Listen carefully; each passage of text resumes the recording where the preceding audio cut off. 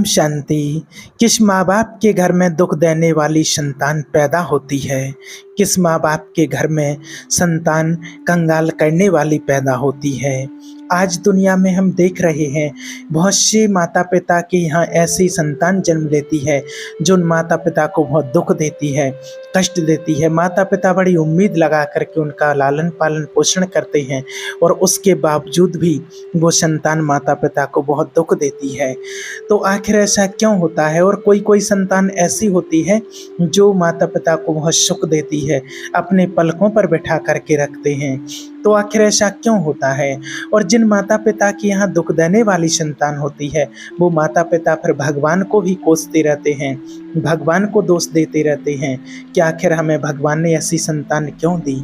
इससे अच्छा तो होता हम संतान ही नहीं रहते तो अच्छा होता। तो क्या भगवान ने ऐसा किया है जो भगवान को लोग दोष देते हैं? देखिए, भगवान किसी का कोई दुश्मन तो है नहीं जो एक के लिए बहुत सुख देने वाली संतान दी है और एक के लिए दी है दुख देने वाली संतान। तो ये यहाँ किसकी गलती होती है? यहाँ लोग भगवान को दोषी ठहराते हैं, लेकिन भगवान की कोई गलती नहीं होती है। यहाँ जो कुछ भी हमें मिलता है वो हमें कर्मों के अनुसार ही मिलता है। और किसको सुख और दुख देने वाली संतान पैदा होती है, किसके घर में ऐसी संतान आती है, आइए आज जानते हैं। कहते हैं कि जीवन में अच्छे और बुरे कर्म कई जन्मों तक हमारा पीछा नहीं छोड़ते हैं। आप लोग इस बात को मानो या ना मानो, लेकिन इस बात को झुटलाया भी नहीं जा सकता है। हमको जो भी मिलता है वो हमारे कर्मों की उपज है और जो हमें भोगना पड़ेगा वो हमारे ही बुरे कर्मों का परिणाम होगा। तो आइए आज आपको यह पूरी बात समझाते हैं कि मनुष्य कर्म का भोग कैसे भोगता है, किसके घर में दुख देने वाली और कंगाल बनाने वाली संतान पैदा होती है। एक समय की बात है, एक गांव में रामू और श्यामू नाम के दो भिखारी रहते थे। दोनों के बीच बड़ी गहरी मित्रता थी, वे हर समय एक दूसरे के साथ ही रहते थे। एक दिन रामू ने श्यामू से कहा कि मित्र, ना जाने हमने पूर्व में कैसे बुरे कर्म किए हैं जिसके कारण से हमें ऐसा भिखारी का जन्म मिला है जो हमें कुत्ते की तरह भटकना पड़ता है, एक एक रोटी के लिए द्वारे द्वारे जाना पड़ता है। श्यामू ने भी बोला कि हाँ मित्र, सही बोला है। ना तो इस जीवन में हमें खाने पीने का सुख है और ना ही मान सम्मान। भोजन के लिए भी हमें काफ़ी मेहनत करनी पड़ती है, भटकना पड़ता है, फिर भी ठीक से पेट नहीं भरता है। अगर हम किसी के घर की रखवाली करके भी अगर किसी के घर का एक टुकड़ा पा भी लेते हैं तो वो भी इज्जत का नहीं मिलता है। और तो और हमारे लिए लोग कहते हैं हमारी मौत भी बड़े दर्दनाक तरीके से होती है और लोग कहते हैं कि कुत्ते की मौत मरोगे, ऐसे बने हो। हमारी मौत के लिए कुत्ते की मिसाल दिया करते हैं। रहने के लिए भी हमारा कोई ठिकाना नहीं है, चाहे वर्षा हो, गर्मी हो, सर्दी हो, कोई भी ऋतु हो, हमें गलियों में, जंगलों में कहीं भी भटकना पड़ता है। हमसे अच्छे तो फिर और पशु पक्षी भी हैं, कम से कम वो अपना घर तो बना ही लेते हैं। छोटी छोटी चिड़ियाँ भी अपना घोंसला बना करके आराम से रहती हैं, जंगली जानवर भी अपने लिए घर बना लेते हैं। पर हम भिखारियों को देख लो, निकम्बे, निठल्ले, आवारा यहाँ वहाँ घूमते रहते हैं और हम हमेशा दूसरों के अधीन होकर के जीते हैं, इसलिए हमें इज्जत नहीं मिलती है। विद्वान लोगों ने पहले ही कहा है, पराए घर में रहना और दूसरों के भाग्य पर जीवन निर्भर करना सबसे बड़ा कष्टदायी होता है। वो भी स्वतंत्र होकर कोई काम नहीं कर सकता। और हम भिखारियों की ये सबसे बड़ी कमजोरी होती है कि हम शायद दूसरों पर निर्भर रहते हैं और दूसरों के रहम और कर्म पर पलना चाहते हैं। जो दे देते हैं वो खा लेते हैं। नतीजा ये है कि हमें जीने के लिए भोजन तो मिल जाता है, चाहे वो बेइज्जती से ही क्यों ना मिले, मगर हमें कहीं भी सम्मान नहीं मिलता है। यदि हम आत्मनिर्भर होते तो हमारी भी समाज में मान प्रतिष्ठा होती और सम्मान होता। श्यामू बोला, मित्र तुम ठीक कहते हो, अगर हम थोड़ी बहुत इज्जत कमा भी लें तो हमें एकता नहीं रह सकती है, अपना ही अपने को काटता है। धिक्कार है ऐसे जीवन पर। हे मित्र, अब हमें कुछ अच्छा काम करना चाहिए और हमें तीर्थों का भ्रमण करके भगवान की भक्ति करके हमें अगला जन्म सुधार लेना चाहिए और इस शरीर का त्याग कर देना चाहिए। रामू ने भी अपने मित्र की बात का समर्थन किया और दोनों, रामू और श्यामू दोनों भिखारी तीर्थ यात्रा करने के लिए चल देते हैं।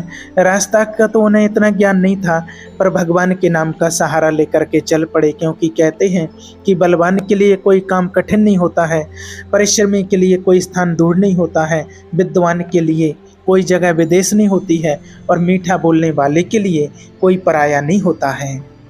अब तो रामू और श्यामू दोनों मित्र तीर्थ यात्रा के लिए चलते चले जा रहे थे। चलते चलते उन्हें शाम हो गई। एक गांव के निकट एक पेड़ के नीचे ठहर गए। भूख भी उनको बहुत लगने लगी थी।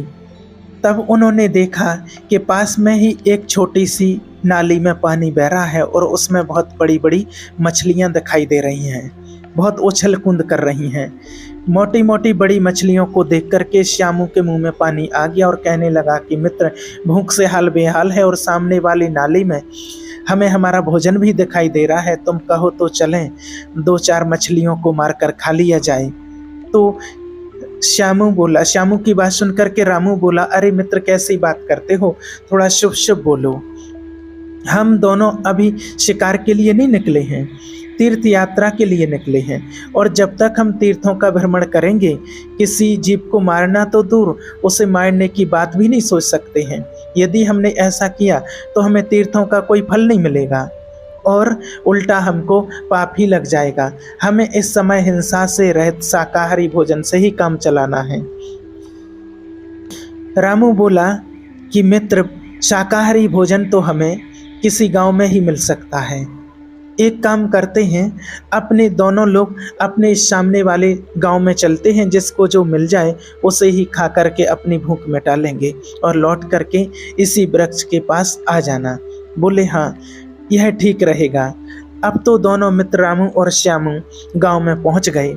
गांव में वो दोनों अलग अलग होकर के भोजन ढूंढने लगे, मांगने के लिए पहुंच गए। रामू जो था वो भिखारी एक ब्राह्मण के घर में पहुंच गया और ब्राह्मण के घर में काफ़ी आवाज़ लगाई। काफ़ी आवाज़ लगाने के बाद भी उसको भूख तो बहुत सता रही थी और सामने ही एक थाली रखी हुई थी जिसमें बहुत सुंदर सुंदर पकवान बने हुए रखे थे। बहुत आवाज़ लगाने के बाद भी उसकी आवाज़ किसी ने नहीं सुनी, तो वो जाकर के धीरे से एक पुड़ी उसमें से उठाता है और उठा करके खाने लगा। ब्राह्मण पूजा पाठ करके और भोजन के लिए बैठने ही वाला था। ब्राह्मणी ने जो थाल सजा करके रखा था, ब्राह्मण ही भगवान का बड़ा भक्त था। जब वो भोजन करने बैठा तो उसने भगवान को भोग लगाया।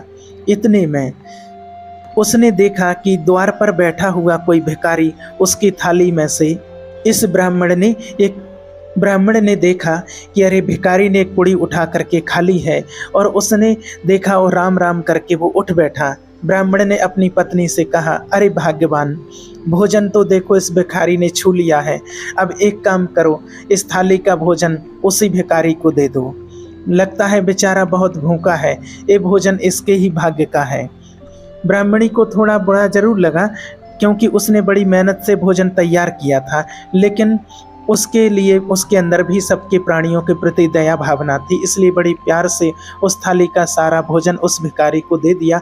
उसने खीर, पूड़ी, दही, व्यंजनों का भोजन करके, और जो भिखारी था वो संतुष्ट हो गया। बड़ा प्रसन्न होकर के उसने दोनों ब्राह्मण और ब्राह्मणी को बहुत सारी दुआएं दी और वापस उसी पेड़ के नीचे आकर के बैठ गया और अपने मित्र श्यामू की लौटने की प्रतीक्षा करने लगा।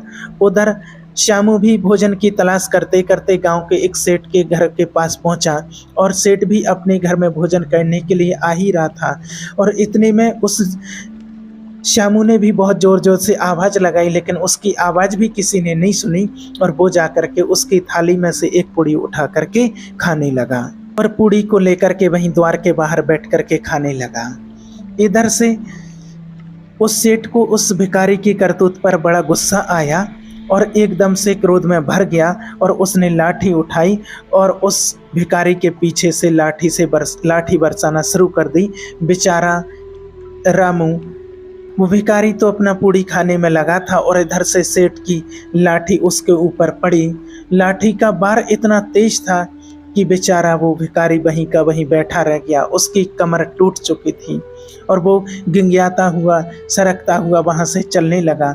उसने ये बात तो सपने में भी नहीं सोची थी कि एक पूड़ी खाने की उसे इतनी बड़ी कीमत चुकानी पड़ेगी। मनुष्य स्वार्थी होगा, इतना स्वार्थी बन जाएगा ये तो पता था, लेकिन इतना निर्दयी बन जाएगा ये वो रामू नहीं जानता था। कमर टूट जाने के कारण अब उससे चला नहीं जा रहा था। उधर उधर उसका मित्र पेड़ के नीचे बैठा श्यामू उसका इंतजार कर रहा था। सोचने लगा काफी देर हो गई है, अभी तक मेरा मित्र रामू नहीं लौटा है, कहीं वो किसी मुसीबत में तो नहीं फंस गया है। यही सोच करके वो श्यामू रामू को तलाशने के लिए गांव की ओर चल पड़ा। गांव के निकट पहुंचने पर उसे अपना मित्र रामू दिखाई दिया, जो कि खिसकता हुआ जैसे तैसे गांव से बाहर आया था। उसकी आंखों से आंसुओं की धार बह रही थी। वो अगले अपने पल की ही इतना दर्द भरे पल की प्रतीक्षा नहीं कर सकता था। वो अपने हाथों से जैसे तैसे खिसकते हुए और यहाँ तक पहुँचा था।